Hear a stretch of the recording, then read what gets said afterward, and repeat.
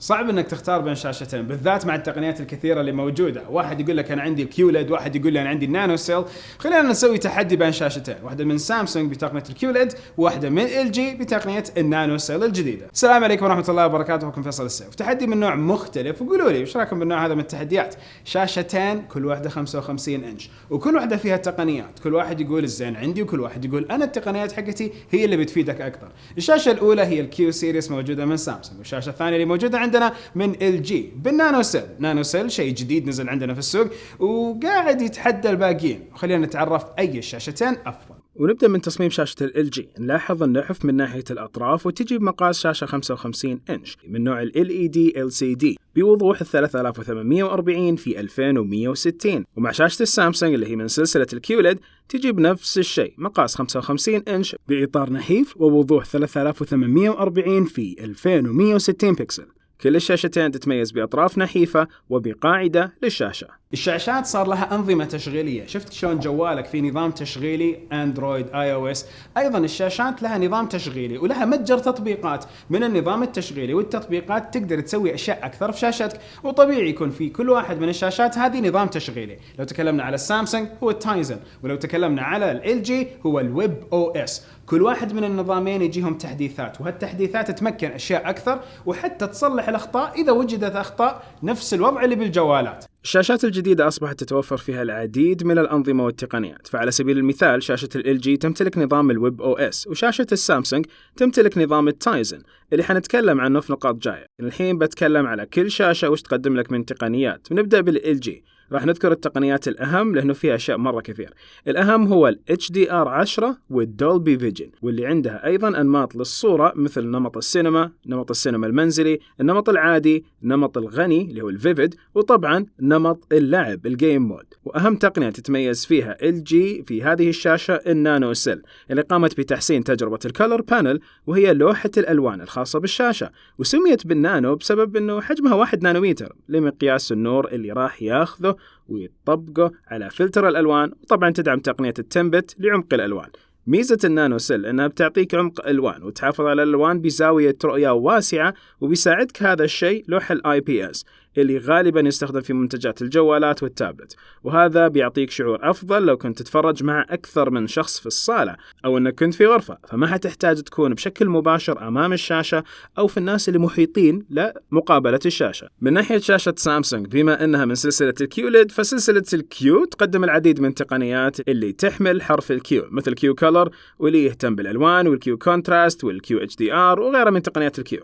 وسامسونج إلى الحين تستخدم لوح اسمه VA يعطيك عمق سواد جدا ممتاز، لكن ما تقدر تحافظ على الألوان بشكل كبير عند الزوايا. فالزوايا عندك هنا محدودة، فالناس اللي بتستفيد من الشاشة بشكل أكبر الناس المواجهين للشاشة واللي حولهم، يعني ثاني ثالث واحد حولهم. وكل ما زادت الزاوية حقة المشاهدة بتلاقي الألوان تبدأ تبهت شوي. الآن نقطة النظام. شاشة ال LG لها ويب او اس اللي يعمل على معالج ال A7 الانتليجنت بروسيسور، والنظام يقدم لك إمكانية وواجهة لعديد من التطبيقات زي اليوتيوب والنتفليكس، بالإضافة لنمط الجاليري مود اللي يتوفر عند استخدام أي قناة مثل السكرين سيفر، يعني حافظ شاشة فيحول لك شاشتك الكبيرة هذه من لوح أسود لو أنت طفيته إلى لوحة فنية تبدل الصور. بالإضافة إلى وجود الريموت الخاص بالLG اللي يدعم الأوامر الصوتية، والأهم هو التحكم بالشاشة وكأنها فأرة من خلال هذا الريموت اللي يعتبر مريح جدا لما تتعود عليه في الاستخدام. بدل الريموت كنترول تقدر تستخدم جوالك مثلا مع شاشة الLG، يمديك تتحكم فيه بهواتف LG وأيضا الهواتف الأخرى اللي على نظام الأندرويد زي سامسونج هواوي وغيرهم. وتقدر تحمل التطبيق اللي اسمه LG TV Plus، وترى أيضا متوفر على iOS على الآيفون. والتطبيق يعطيك قابلية التحكم كفارة، وتقدر تتصفح المحتوى على جوالك.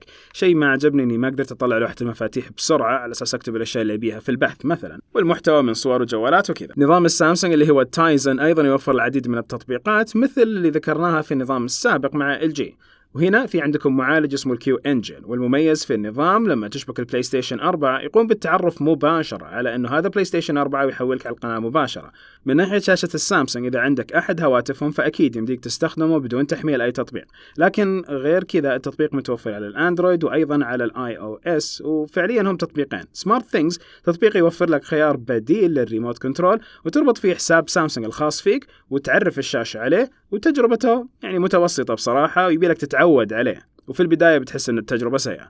وفي تطبيق آخر اسمه سمارت فيو، من خلاله قدرنا نشغل عليه تطبيقات أخرى ونستعرض محتوى جوالك على طول على نفس الشاشة. وكمان تقدر تستخدم الريموت اللي يجي مع الشاشة، وأيضا يدعم الأوامر الصوتية، لكن كتحكم واختصارات حتلاقي إن الوصول أسهل وأفضل مع ريموت LG. وزي ما أنتم شايفين مع بعض، قلة الأزرار حركة جدا جميلة كمظهر، ولكن لما تبغى توصل لشيء ما حتوصل له بسرعة، ويحتاج إنك تستخدم يا الأمر الصوتي الصحيح يا تروح أكثر من نقرة إلى ما توصل للشيء اللي تبيه. الشاشتين فيهم أوامر صوتية، وكل واحدة منهم تضبط أوامر الصوتية بالريموت. تمسك الريموت تضبط أمورك. خلينا نبدأ أول شيء بالLG.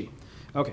Open ويب براوزر، افتح متصفح الويب، والمفروض الأوامر كمان تصير بالعربي، ويمكن يجي تحديثات وتصير الأوامر بالعربي. فتح هنا المتصفح. أيضا عندك نفس الشيء موجود في شاشة سامسونج. أجي على شاشة سامسونج أضغط زر الميكروفون وأعطي الأمر Open ويب براوزر، افتح المتصفح. فالمفروض إنه سمعني وعرف إيش أنا أقول. لحظة. Sorry but I can't. أوكي لحظة. أوكي معلش. Open web browser. Open web browser. I can't set that mode. هو حسبه مود. Open the Internet Explorer. نسميه Internet Explorer ونشوف.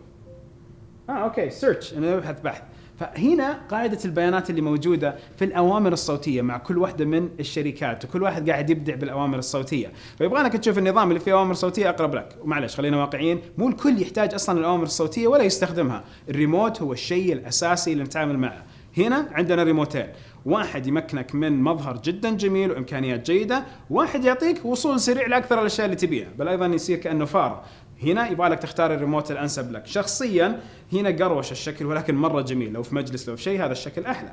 هنا أقدر أوصل على طول لنتفليكس، أمازون القائمة حقتها، أقدر أوصل للأشياء الأخرى. كفارة أقدر أكتب بشكل أسهل، بس يبغالي أتعود عليها. فالريموتات لعبتها أنتوا تختاروا بينهم. شخصيا هذه عملية أكثر. هنا ما حستخدم الريموت، حستخدم جوالي، لأنه هنا ربط الجوال أفضل. في الشاشة أحد الأشياء الأساسية الأخرى هي المنافذ. ففي شاشة LG المنافذ كالمعتاد تجي بالشاشة نفسها، وهي كالتالي: منفذ AV، ومنفذ الأوبتيكال، منفذ اللان، ومنفذ USB، وما ننسى منفذ الريسيفر. طبعا نقصد منفذ الريسيفر إنه الشاشة حقت LG يمديك تولفها بالريسيفر على طول، فما يحتاج أن يكون أنت مشتري ريسيفر خارجي للقنوات الفضائية. ومربع آخر عندك للمنافذ حقت USB، منفذين، وعندك 4 منافذ HDMI، وواحد منهم يدعم الARC اللي هو رجوع الصوت على نفس سلك HDMI. ولو رحنا للسامسونج هنلاقيه هنا توجهت لجعل الشاشة أنحف أكثر، وعشان كذا سوت بوكس خارجي، علبة خارجية. هذه العلبة تحتوي كل المنافذ، فهنا أنت لازم تشبك هذه العلبة بالشاشة عن طريق سلك نحيف جدا،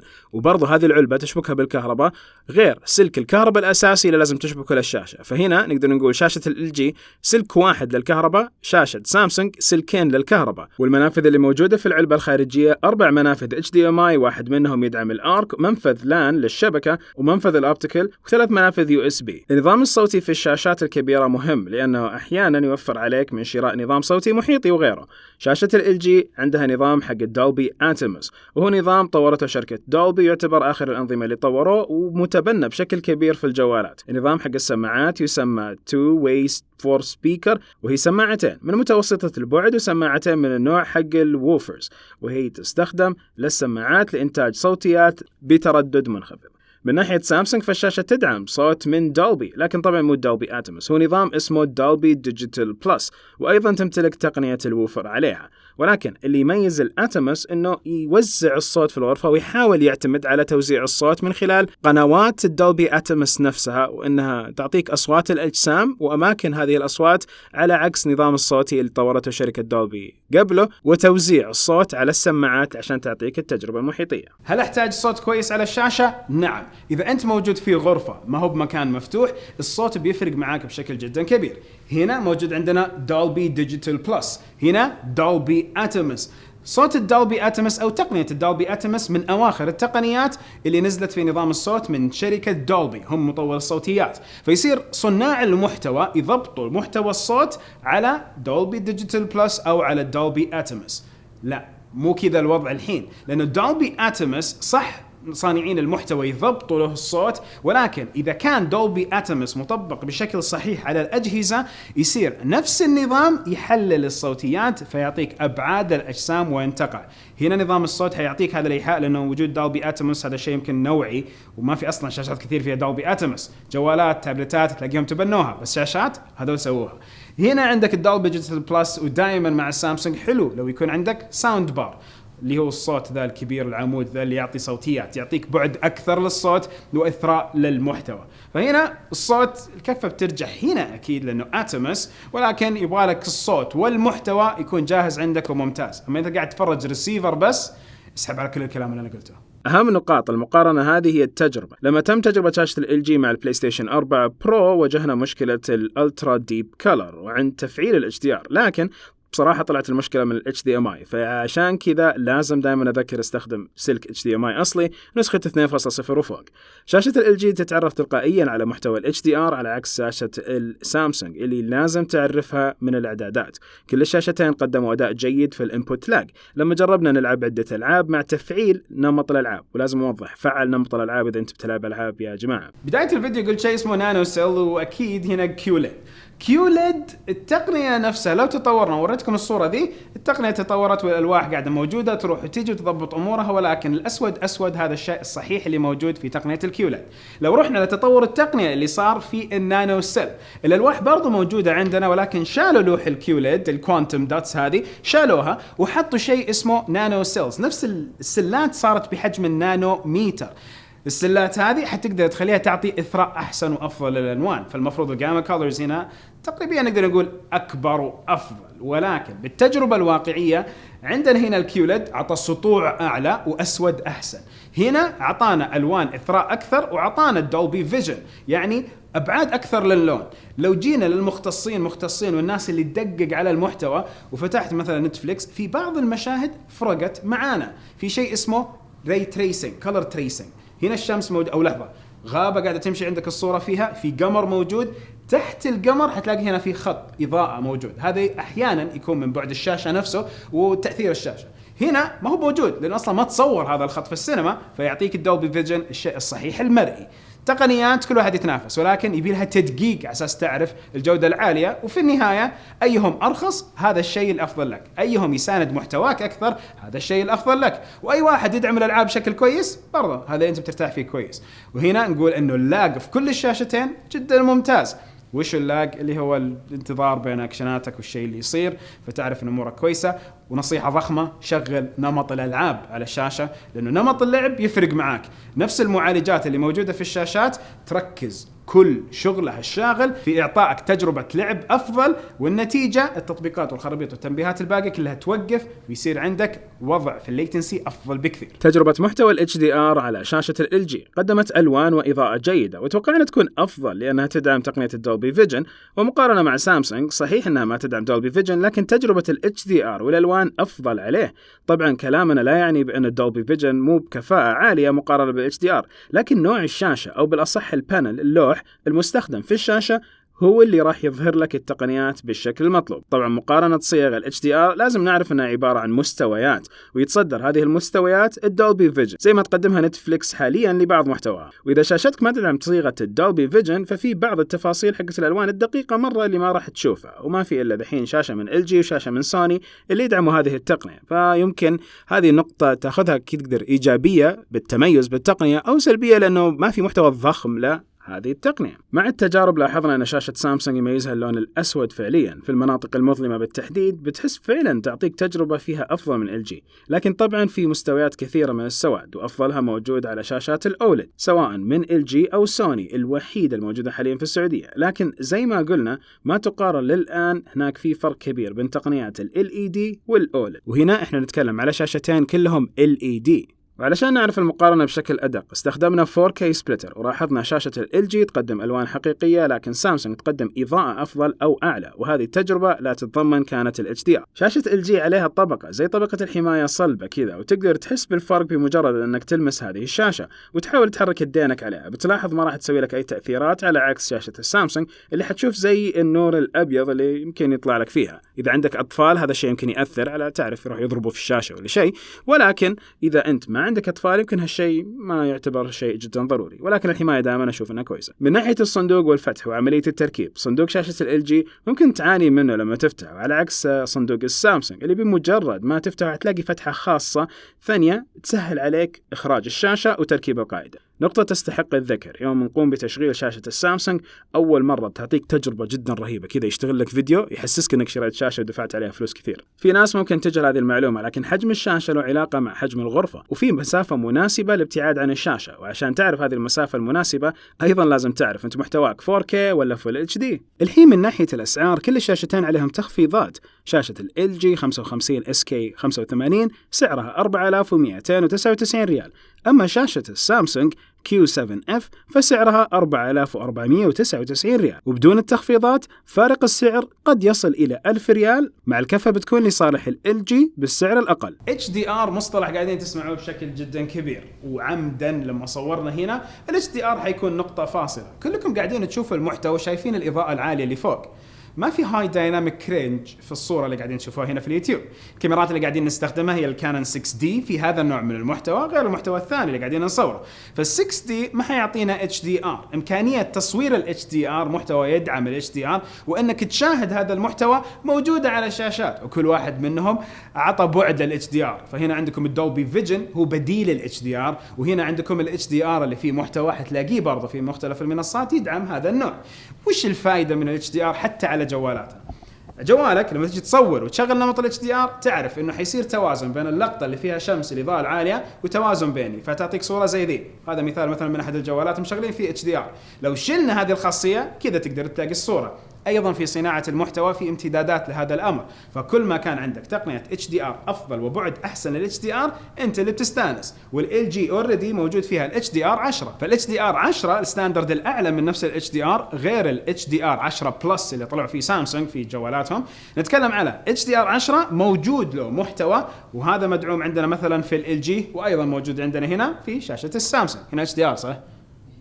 يا HDR هنا اللي موجود. على فكرة مو واحد اللي اختبر الشاشات، موجود عندنا أكثر من واحد، محمد، رياض، كلهم اختبروا الشاشات، وأيضا كل واحد قاعد يتحدى الثاني في المنافسة. وإعطاء الرأي ما كان فقط مني، من مجموعة شباب تكبيز كلهم على التجربة. فأنت إيش رأيك؟ نسوي محتوى أكثر زي كذا؟ إذا ودك خليك دائما مشترك، ولا تنسى تفعل التنبيهات. ونرجع للاختيار الأخير، أي الشاشتين أفضل؟ إذا أنت قاعد تتفرج فقط رسيفر وتحط الشاشة في مكان عادي، هذا الفيديو يمكن ما يعني لك كثير. ولكن إذا أنت من محبين مشاهدة المحتوى بالطريقة التي صورت فيه واللي المفروض أنك تتفرجها فيه، إذا يعني لك هذا المحتوى شيء. لما تدفع اشتراك شهري على مختلف المنصات، أو تشتري لك إكس بوكس أو بلاي ستيشن بآلاف الريالات، وتشتري الألعاب أصلاً والمحتوى الترفيهي بمئات الريالات، هنا لازم تحصل على التجربة الأفضل لاستثمارك هذا، وتشوف الشيء اللي أنت قاعد تشاهده تلعبه بالطريقة الأفضل. هنا الاختيار حيكون لك. من النقاط اللي ذكرناها الكثيرة في هذا الفيديو يمكن يكون المقاربة لهذا النوع من الشاشات أكثر للنانو سيل. أما إذا أنت مثلا تحب أنه الأسود أسود والإضاءة تكون ساطعة، إذا عندك السامسونج. ما يعني أنه السامسونج مو كويس، بالعكس يعطي تجربة جدا جيدة، بالذات لو تكلمنا على امتداد البيت الذكي والجوالات. وشيء أخير أختم فيه، أنا ما تكلمت على أي تقنية OLED، ما جبت سيرة الأولد. أنا دحين قاعد أتكلم على الفئة اللي هنا موجودة في النص. لو تكلمنا عن الأولد فوق أولد، ما حد يقدر يجيب زي أولد. سوني، شركات اللي تطور أولد هنا، كله هنا. هذا الشيء الاقتصادي الجيد. ما قاعدين أكلمكم على شاشات بعشرات الآلاف، أكلمكم على شاشات بالآلاف. والفرق بين هنا وهنا حوالي 1000 ريال. ولكن التقنيات لما تسمعوها أنت قاعد توفر وتجيب شيء كويس، أو أنت بتاخذ شيء ممتاز على المنظومة حقتك في المنزل. وش رأيكم؟ نكمل على المحتوى حق الشاشات ولا لا؟ ونهاية الفيديو كل فيديو، سبحانك اللهم وبحمدك أشهد أن لا إله إلا أنت أستغفرك وأتوب إليك. السلام عليكم ورحمة الله وبركاته.